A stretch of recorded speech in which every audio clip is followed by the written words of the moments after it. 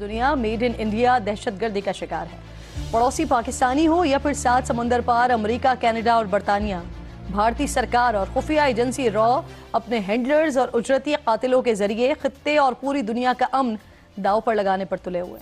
और ये बड़ी खौफनाक टाइमलाइन है। इसमें हर तरफ आपको खून नजर आ रहा है, आपको चीखें नजर आ रही हैं। जिस तरीके से इंडिया ने पाकिस्तान के अंदर अटैक्स करवाए, हमले करवाए, दहशतगर्दी की वारदातें करवाई हैं, ऐसा महसूस हो रहा है कि इंडिया हमें ब्लेड से जिस्म के मुख्तलिफ जगहों पर कट लगा रहा है। डीजी साहब ने कहा कि मारंग बलोच दहशतगर्दों की साथी है। ठीक है, वो मारंग बलोच जो सिर्फ लाशें लेके बैठ जाती है और कहती है जी इनको इंसाफ दे दो या ये हमारे मिसिंग पर्सन है, चले वो आपसे ये नहीं कहती कि हमें जिंदा ही वापस करो। वो कहती है मार दिया है तो लाशें तो दे दो, अच्छा यही बता दो उनकी कब्रें कहां पर हैं, कहां दफनाया है इज्तिमाई तौर पे। आपको वो दहशतगर्द लगती है? ये आपके तजादात हैं जो तबाही की तरफ लेके जा रहे हैं इस मुल्क को। ये मारंग बलोच जो है ये जबरी तौर पे लापता अफराद की बाजियाबी चाहती है और ये बिल्कुल ठीक कह रही है, क्योंकि मैं भी जबरी तौर पे लापता हुआ था।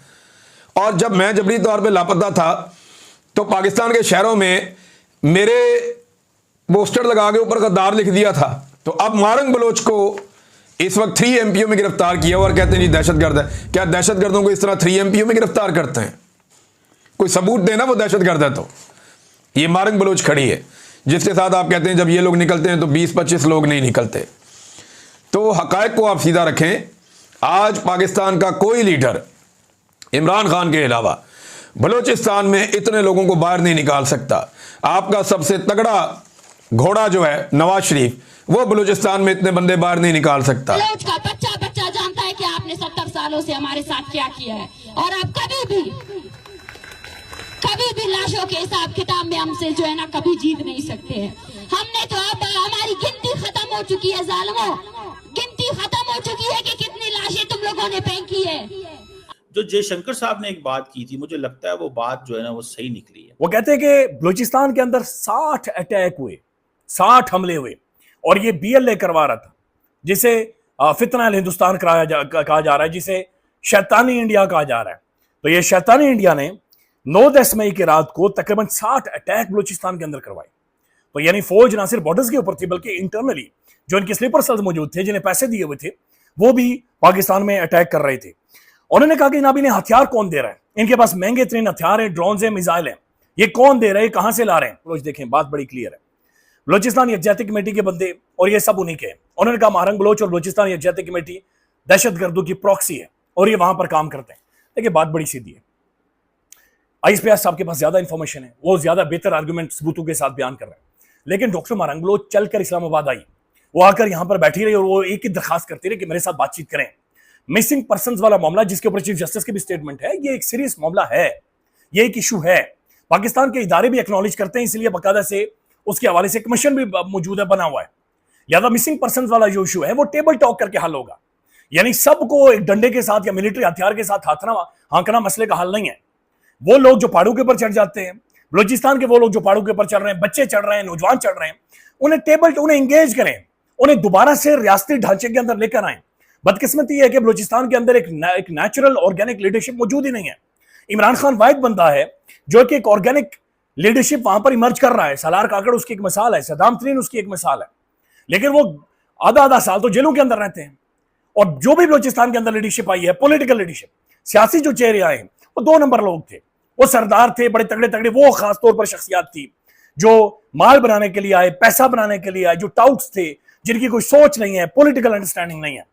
लिहाजा मेरे ख्याल में डॉक्टर मारंग बलोच हूं, सिमी बलोच हूं, बल्कि सिमी बलोच को लास्ट टाइम जब उठाया गया, हमने इंटरव्यू भी किया है, उन्होंने सबसे पहले ये कहा कि हम पाकिस्तानी आइन के तहत जिदोजहद कर रहे हैं, हम पाकिस्तानी कवानीन के तहत जिदोजहद कर रहे हैं। यही बात डॉक्टर मारंग बलोच भी बातचीत कर रही है और यह बात दुरुस्त है कि उनके वजीर वहां पर मौजूद है।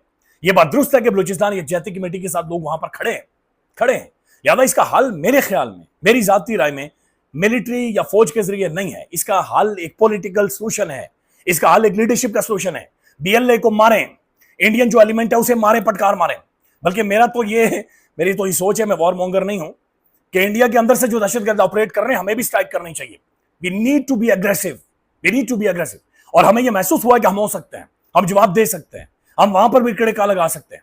लिहाजा जो लोग खासतौर पर BLA, ये तो एस्टेब्लिश हो गया, जिस तरीके से उनका मीडिया इनकी पजीराई कर रहा है, इनके सोशल मीडिया सेल चला रहे हैं, इन्हें कंप्लीटली इंडियन बैकिंग है, इंडियन डीप स्टेट इन्हें स्पॉन्सर कर रही है, पैसे दे रही है। लेकिन वहां पर जो ऐसे लोग मौजूद हैं जो कि गैर मुसल्ला हैं, जिनके पास हथियार नहीं है, बात करना चाह रहे हैं, सामने आना चाह रहे हैं, मेन स्ट्रीम में आना चाह रहे हैं, उन्हें लाएं, उन्हें पॉलिटिकल ढांचे में लाएं, उन्हें इस पार्लियामान के अंदर लेकर आए, मारंग बलोच को सामने लेकर आए।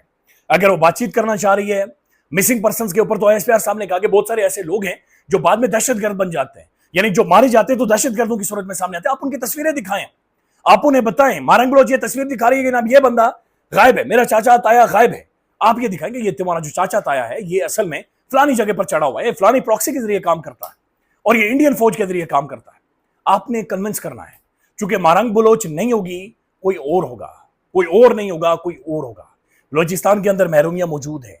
मुझे भी अभी मैंने बलोचिस्तान के ऊपर पढ़ना शुरू किया, बदकिस्मती हमारी है, हमें बलोचिस्तान के 10 शहरों के नाम नहीं आते, हमें बलोचिस्तान की पूरी डेमोग्राफी का अंदाजा नहीं है। हमें बलोची इधर प्रेस क्लब के बाहर आकर एहतजाज कर रहे थे, यकीन माने उनके चेहरे झुके हुए थे। वो उतने ही पाकिस्तानी है जितना मैं हूं या जितना आप हैं, इसी आइन के नीचे वो भी रहते हैं। मुझे, आपको और उन सबको पूरा प्रॉपर राइट है। इस्लामाबाद की लिविंग में और वहां की लिविंग में फर्क है। लिहाजा एसपीआर साहब से ये दरखास्त होगी, पॉलिटिकल पार्टी से दरखास्त होगी कि डॉक्टर मारंग बलोच और ऐसी शख्सियात, ऐसी खवातीन या लोग जो बोलना चाह रहे हैं, जो बोलना जानते हैं, जिन्हें वहां की यूथ के अंदर भी मौजूद है, बैकिंग मौजूद है, उन्हें इंगेज करें, टेबल पर बिठाएं।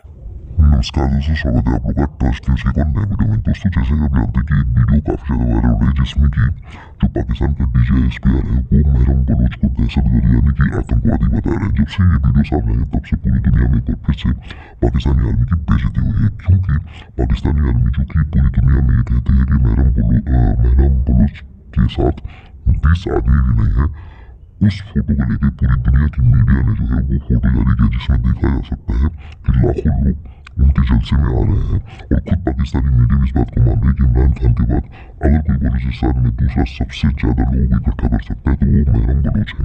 तो पाकिस्तानी आर्मी जो कि झूठ बोलने की कोशिश कर रही थी उसको पूरी तरीके से एक्सपोज कर दे रहे हैं। दोस्तों, पाकिस्तानी मीडिया जो है वो ये भी झूठ फैलाने की कोशिश कर रहा था कि भारत इन सब चीज़ों के पीछे है और भारत जो है वो मारंग बलोच को जो है वो पैसे देता है और उसके कहने पे, मतलब कि भारत के कहने पे जो मारंग बलोच है वो पाकिस्तानी आर्मी के खिलाफ बातें करते हैं। लेकिन अगर रियलिटी देखा जाए तो मारंग बलोच जो है वो वही बातें कर रहे हैं जो कि उनको करनी चाहिए, क्योंकि लाखों लोग बलूचिस्तान के जो है उनको ऐसा गायब कर दिया जिनका कोई भी जो है कुछ भी पता नहीं है कि वो जिंदा भी है और क्यों मर गए।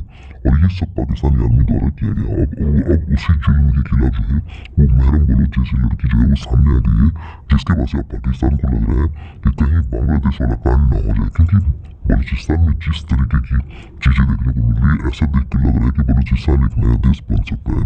और अगर ऐसा हुआ तो पाकिस्तान का लगभग 45% हिस्सा जो है वो अलग हो जाएगा और फिर पाकिस्तान जो कि बलूचिस्तान के ऊपर बातें करते हैं उसके पास खनिज बहुत है, वो सब पूरी तरीके से उनकी जो सपने हैं वो बर्बाद हो जाएंगे। तो दोस्तों, आज में इतना ही। वीडियो को लाइक, चैनल ट्रस्ट न्यूज़ को सब्सक्राइब करें क्योंकि हम आपको इंटरेस्टिंग वीडियो लाते रहते हैं। Trust news.